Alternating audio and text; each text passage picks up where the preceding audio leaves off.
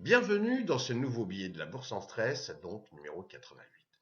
Cela va être le dernier numéro du billet de la Bourse en stress pour cette année 2021. Je pense que Michael, pour le week-end de Noël et pour le week-end de la nouvelle année, ne fera pas de vidéo, donc on se retrouve en 2022. Je vous souhaite en tous les cas de très bonnes fêtes de fin d'année et bon trade. Donc, retour sur la saisonnalité du SPX. Vous voyez comme quoi, bon, déjà, on n'a pas fini le mois. Pour l'instant, on est toujours au-dessus de la 17 mois.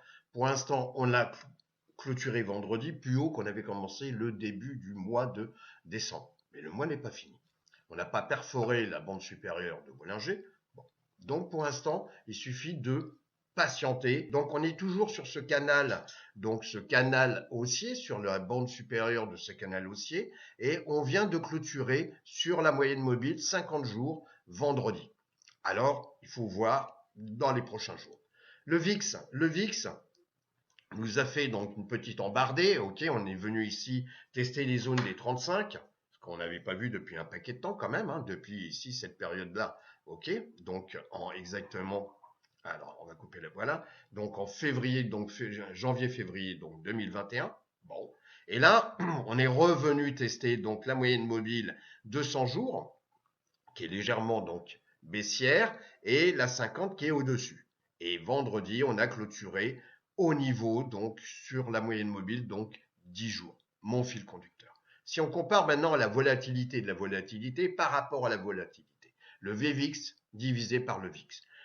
On était descendu bien bas ici, bien en dessous de la moyenne mobile 50 et 200, et donc action-réaction, on est revenu donc cassé, mais sans confirmer la moyenne mobile 200 jours de la comparaison, et là vendredi, on est au-dessus de la 200 et de la 50.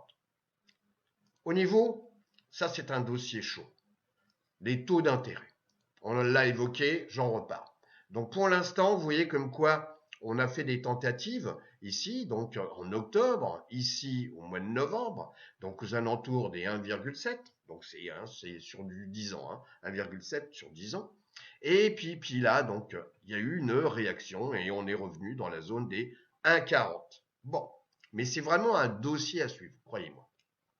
Si maintenant on regarde l'or, alors l'or, ici on est en bougie mensuelle. Vous voyez comme quoi on a formé une tasse pour l'instant 100 onces, ok, et on revient sur des valeurs que nous avions vues en 2012.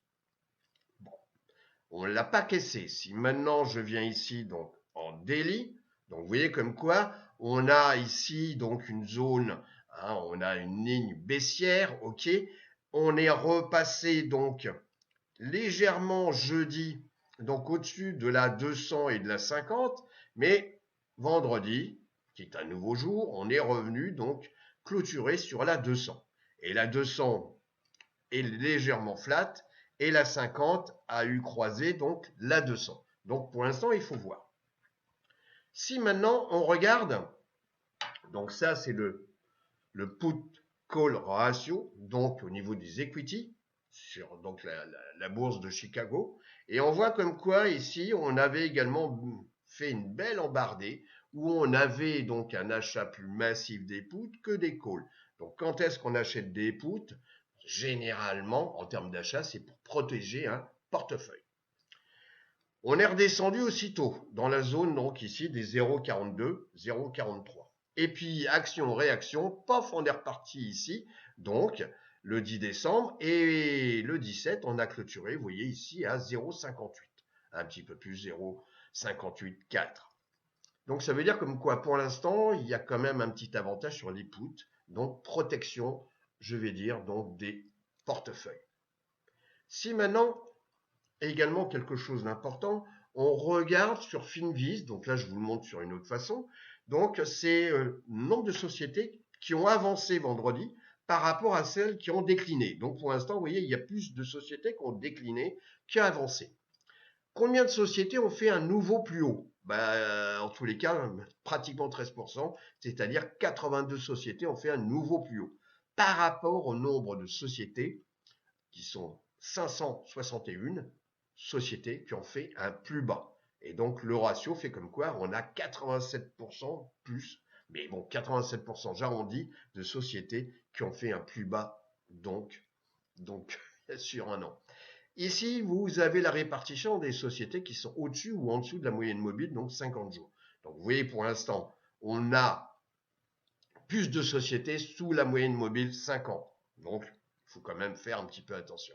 Et puis ici, on a également le nombre de sociétés, ou le pourcentage, au-dessus ou en dessous de la moyenne mobile, donc 200 jours. Bah, vous voyez, pour l'instant, on a plus de sociétés qui sont sous la moyenne mobile 200 que au-dessus. Alors, il faut être quand même attentif.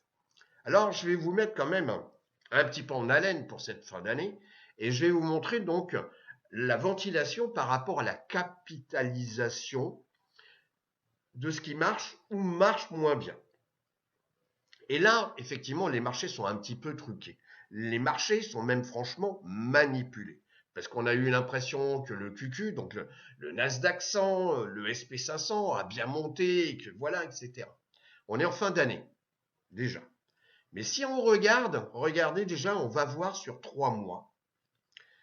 En fonction de la capitalisation, donc ici vous avez donc la signification entre les mégas, les larges, etc. et les nanos. Et vous voyez comme quoi, il n'y a que les larges et les mégas, donc les larges, c'est pas difficile, c'est les sociétés entre 10 milliards et 200 milliards, et les mégas, c'est les sociétés de plus de 200 milliards de dollars de capitalisation. Il n'y a uniquement que ces deux segments qui sont positifs sur 3 mois. Tous les autres, à la poubelle. Regardons maintenant sur 6 mois. Même chose. Donc je voudrais quand même vous alerter un petit peu sur ce fait. Comme quoi, aller chercher des petites sociétés pour l'instant, etc. On me dit toujours, oui, mais quand ça baisse, ça remonte. Oui, mais il y a des fois aussi, ça baisse et ça continue de baisser. Parce qu'on voit que sur 6 mois, c'est très important hein, cette étude sur 6 mois, eh ben, on n'a que les larges et les mégas qui avancent. Si maintenant, un nouvel indicateur, alors on ne va pas faire la collection des indicateurs, le but il n'est pas là. Donc c'est un indicateur donc que Warren Buffett a donc développé, qui est composé donc d'une division tout simplement, donc d'une division tout simple entre l'évaluation du marché boursier par rapport, donc, on va dire, le produit intérieur brut qui comprend aussi bien la production de matériel que donc du service. Et on voit comme quoi on a un excès, donc il y a quand même une surévaluation des marchés financiers par rapport au GDP. Et on a un rapport quand même, je dirais, relativement important. Donc il suffira lors de la lecture de la vidéo de vous appuyer sur pause et vous verrez ce que je vous ai indiqué là. Donc c'est des comparaisons en trillions de dollars. C'est quand même pas mal, c'est beaucoup d'argent. Ok. Et on a un gros rapport. Et à chaque fois qu'on a eu des gros rapports comme ça, on a eu une tendance donc de retracement ou de chute des marchés. Donc c'est pas en disant voilà je suis Irma et je vous dis oh il va se passer ça. Non, je vous mets quand même la puce à l'oreille et il faut faire quand même un petit peu attention et surtout pas pour cette fin d'année mais pour 2022. Alors les 4 indices sur 6 mois. Vous voyez comme quoi les trois, donc les trois premiers, un QQ ici, le SP500, le Dow Jones, donc sont positifs. Le seul, donc, et ça c'est intéressant, c'est ce qu'on vient de voir à travers le tableau, comme quoi les middle companies on en pris quand même pas mal dans la figure. Et ici, on a quand même une belle baisse, regardez, depuis novembre où on était ici, on va carrément, on a 7% ici, en plus, ici 5%, donc vous voyez, ça fait pratiquement donc plus de 11%. Donc, c'est pour ça qu'il faut faire attention. Si maintenant on regarde le QQ, le comportement du QQ, eh ben, vous voyez, donc le Nasdaq 100, on vient vendredi donc de casser la moyenne mobile 50. Bon, on a toujours cette ligne de tendance, donc moyen terme, ok, qui a démarré ici donc en septembre 2020. Alors, est-ce qu'on va être attiré? Bon, déjà, il faut qu'on teste ce niveau sur le QQ, le Nasdaq 100, donc la zone des 380. Si on casse la zone des 380, il est probable qu'on vienne tester donc aux alentours ici des 370. Tout en sachant qu'on a encore la moyenne mobile 200 jours qui est haussière. On va dire également quelque chose, un secteur à suivre, c'est tous les FANG. Bon, on avait cassé ici un rectangle de congestion, donc courant octobre. Alors on pouvait imaginer comme quoi les sociétés comme Amazon, etc. pouvaient continuer à monter, monter, monter, monter. Et puis tout compte fait, on a atteint ici la zone des... C'est un indice, ok, la zone des 7987, et puis on a retesté, puis vous, action, réaction, on est revenu casser donc la 50, on est venu tester la 200 jours bien sûr, et on est revenu tester ici, donc action-réaction, la 50, et on recasse de nouveau. Et on est sous la moyenne mobile, mon petit fil conducteur, la moyenne mobile 10 jours. Les secteurs, ici, on est sur un mois. Parce qu'on a déjà étudié il y a 15 jours, sur 3 mois, 6 mois. Bon. Si on regarde sur un mois, parce que je pense que c'est un mois crucial, on voit comme quoi on a ici tout ce qui est staples, la santé et les utilities qui sont positifs. Alors, positifs entre eux, attention. On va faire juste une petite comparaison juste après par rapport à l'indice de référence qui est le SP500. On a également tout ce qui est real estate, donc qui a progressé sur un mois.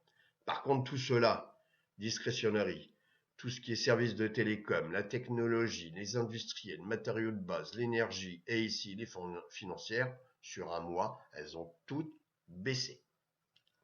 Alors, si maintenant on regarde, si on compare sur un mois par rapport à l'indice de référence, donc là c'est le cas, on retrouve à peu près la même chose, à part pour la technologie ici, c'est les secteurs par rapport à l'indice de référence, ok.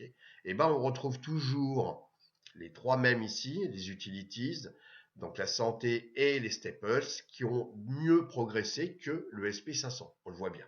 Donc ils ont progressé entre eux et progressé par rapport à l'indice de référence, le SP500. Et puis également le real estate. Alors, on va regarder également un document. On en avait parlé il y a 15 jours, puisque pour certains sous-secteurs, donc les industries, il y a eu quand même une petite bagarre, et il y en a certaines qui ont pris donc des baffes. Donc vous voyez comme quoi on revoit donc les pires, les plus négatifs sur un mois, ok. Donc là c'est un petit peu changé en 15 jours en termes donc de positionnement, mais on retrouve toujours un petit peu Solar, les grandes surfaces, les jeux électroniques et multimédia, l'uranium, le gambling, tout ça, ça avait bien progressé quand même. Donc bon, et là on voit sur un mois, il y a quand même une belle baffe. Par contre, ce qu'il faut regarder sur ici, donc sur 6 mois, il n'y a que l'uranium qui est positif et un tout petit peu, vous voyez, donc le solar. Alors, par contre, les jeux électroniques et tout, etc., alors ça risque peut-être de réagir, mais pour la fin d'année, bien sûr, les cadeaux de Noël, etc., etc. Mais il faut quand même être donc attentif. Si maintenant on regarde les sociétés qui ont évolué positivement sur un mois, on a les utilities, bon, on a vu ça donc sur les secteurs, donc là c'est les utilities, mais c'est tout ce qui est producteur d'énergie indépendant. On a également donc l'électronique consumer, donc là-dedans il y a Apple, etc. On a tout ce qui est également industriel, bon, tout ce qui est mine et métal, etc., etc. Et tout ça, vous voyez, je vous en ai fourni 25, je vous rappelle qu'il y a au total 144. Et là, je vous en ai fourni 25 sur un mois. Et si on regarde sur donc 3 mois, et regardez également la performance sur 6 mois, vous voyez comme quoi l'utilities ici, le consumer electronics, ça fonctionne. Et si on regarde sur un an, etc., etc. Donc, on a évoqué tout à l'heure la capitalisation. Ok, on a vu que c'était les larges et les mégas. Donc moi ce que je vous propose, on va screener, donc en utilisant FinViz, Donc j'ai mis la capitalisation, donc méga au-dessus des 200 milliards de dollars. Et donc là, on peut même classer, si vous voulez, ici par ordre donc de préférence, c'est-à-dire on voit ici en classant sur les meilleurs sur 3 mois. Donc vous voyez, vous avez ça, etc., etc. Donc ça, c'est performance sur 3 mois. On en a au total 48. Donc ça me fait 3 pages. Donc il ne faut jamais s'arrêter à la première page. Il faut regarder la page 2, la page 3, etc. On en a 48 sociétés. Donc en capitalisation méga.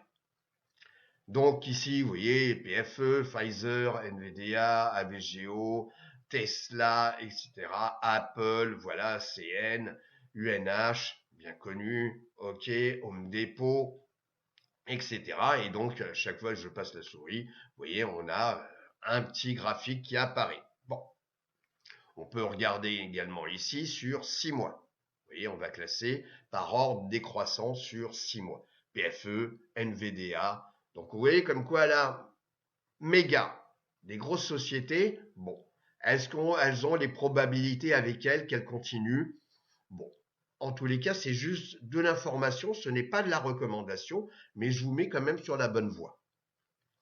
Alors, pour aller sur la bonne voie, on va chercher une société et j'en ai trouvé une. Alors, c'est pas la boule de cristal qui m'a dit, il faut prendre PG, Procter et Gamble. C'est ce qu'on appelle donc une société dans le secteur des consommateurs défensifs. Donc, ça veut dire que défensible, il y a du récurrent. Donc, c'est un peu ce que je vous appelle parfois souvent avec XLP, c'est ce que j'appelle des couches culottes. Et donc, il y a des produits récurrents. Vous voyez, c'est consumer défensif, c'est-à-dire en cas de crise ou en cas de bonheur sur les marchés, on va utiliser toujours les mêmes produits. Donc là, si on vient ici, Submarine, donc on voit comme quoi la capitalisation, elle est quand même de 381 milliards de dollars. C'est pas une petite. On va regarder donc la courbe. Alors la courbe, vous voyez comme quoi on va venir ici sur un mois, en bougie mensuelle, et vous voyez comme quoi la société n'a fait que des plus hauts depuis un paquet de temps. Vous voyez, elle ne fait que des plus hauts. Alors il y a des périodes de forte baisse, il y a des périodes de forte baisse, ici, donc jusqu'à mars 2009, etc. Par contre, on a très bien progressé ici. Alors, est-ce que ça va continuer? Est-ce que ça va continuer? Alors, on peut regarder la saisonnalité, donc de 2009 jusqu'à 2020, donc où on a 67% des fois le cours finit plus haut qu'il n'a commencé. Concernant janvier, donc il fera se décaler, il faut faire attention parce que dès le moment où on va arriver le 1er janvier 2022, il va falloir faire 2009 jusqu'à 2021. Donc pour l'instant, on ne peut pas se permettre de le faire parce que l'année n'est pas finie.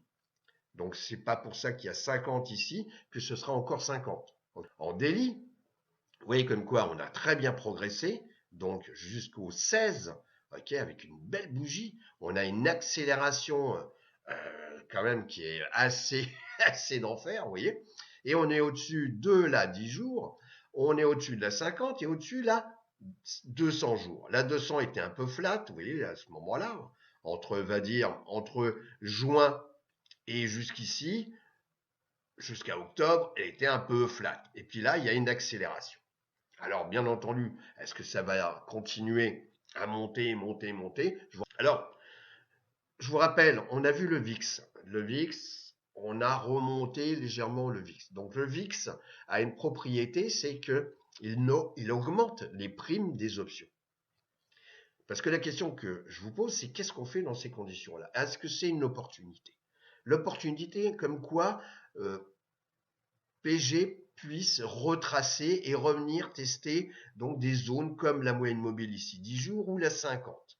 Bon, revenir ici tester aux alentours des 147 $, des niveaux ici maintenant qui sont des niveaux de support. Revenir tester peut-être par la même occasion la moyenne mobile 50 ou effectivement tester des zones, par exemple la moyenne mobile ici 200 jours, ou cette zone maintenant également de support, aux alentours des 140 $. Alors, je dirais comme quoi il suffit peut-être de regarder, voilà, ici on est dans la partie options de Yahoo Finance, j'ai sélectionné donc sur 6 mois des options sur PG. Alors, c'est là qu'il va falloir décider si je profite pour vendre des puts ou pour acheter des puts. Je m'explique. On revient ici sur le cours. Parce que acheter des calls aujourd'hui, si vous voulez, non. Vendre des calls à nu, non. Jamais on peut le faire, mais en tous les cas avec beaucoup d'attention sur des indices, mais je vous déconseille de vendre des calls à nu sur des stocks. Dans le sens où il faut mettre les probabilités. Le VIX a tendance à remonter. Est-ce que on peut revenir tester des zones comme 144, 140, etc. dans l'objectif où, si je vends par exemple un put 140 $ et que je souhaite d'avoir du PG en portefeuille, puisqu'on a vu que PG est capable de continuer à faire toujours des plus hauts depuis, non pas la nuit des temps, mais un paquet d'années, et que je souhaite avoir du PG, du Procter & Gamble, en portefeuille. Donc, je peux vendre un put, par exemple, 140, parce que je le veux en portefeuille. Et en plus, vendre, c'est peut-être bon moment, parce que la prime a augmenté grâce donc à la volatilité, grâce au VIX. Donc, je reviens ici sur le tableau. Alors, j'ai choisi donc juin 6 mois, parce qu'effectivement, aujourd'hui, 6 mois, c'est pas mal, je donne un petit peu du temps, si vous voulez, parce que quand on vend des puts en dehors de la monnaie comme ça, on vend du temps. Et en plus, si on vend du temps et qu'il y a la volatilité, eh ben, la prime augmente. Et on regarde comme quoi, ici, vous voyez, si je vends un put 140, déjà, j'ai les probabilités avec moi. Très important, j'ai l'open interest qui est très, très important. C'est le nombre de contrats ouverts. Et ça, c'est important. Et en plus, donc dans la journée de vendredi, il y a 98 donc, contrats qui ont été changés. Bon. Alors, je vous dirais que je vous fais pas de la recommandation. Hein, c'est pas ça que je. Ok. C'est simplement vendre des puts. Bon. Avec de la volatilité. Parce qu'on peut très bien également acheter un put. Ok. Donc, on va dire acheter un put à la monnaie, dans ce cas-là, où le strike est au-dessus du cours, et on va utiliser d'abord, le scénario comme quoi le cours va continuer de baisser, donc ça c'est peut-être moins sûr, je ne sais pas, ok. Et puis en même temps, je vais acheter un put, ici, on va grossir, et puis le cours va baisser, et si ça se trouve, les marchés vont continuer de baisser, et non seulement je suis de plus en plus dans la monnaie, et en plus la volatilité risque d'augmenter. Donc, je peux revendre ce put acheté à un meilleur prix. Bon, mais après, faut mettre les probabilités de son côté. Voilà. Donc moi, je vous conseille, donc à travers la vidéo que je vais vous présenter. Alors la fameuse vidéo réalisée par Michael se situe donc dans le YouTube de la bourse en stress et ça s'appelle donc achat de put contre vente de put. Et ben je vous propose ici, vous avez le lien ici, donc il suffit de faire un copier-coller de ce lien et vous entendrez donc cette vidéo que je vous recommande.